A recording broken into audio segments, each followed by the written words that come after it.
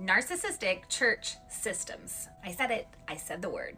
Most people think narcissism is about one person, but sometimes it's an entire system.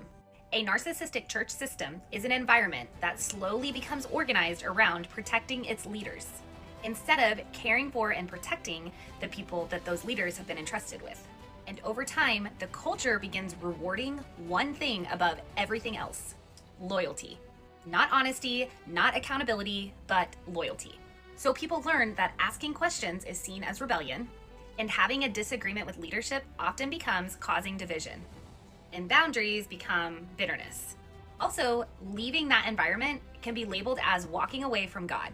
So a lot of times the goal isn't necessarily to help people become more like Christ.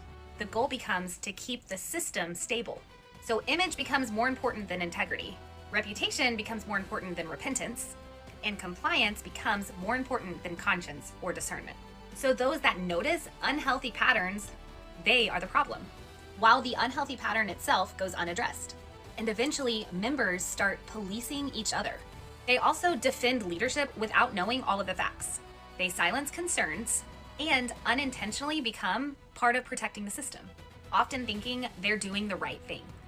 This is one of the reasons why these environments can be so confusing, because you're not just dealing with one unhealthy leader, you're trying to navigate an entire culture that has literally been conditioned to preserve itself.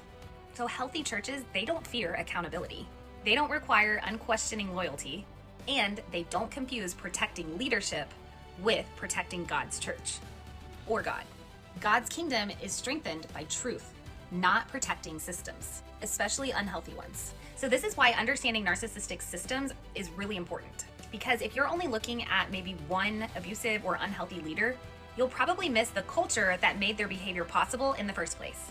And if that system rewards silence, discourages accountability, and protects power over people, even well-intended individuals can unknowingly become part of perpetuating it.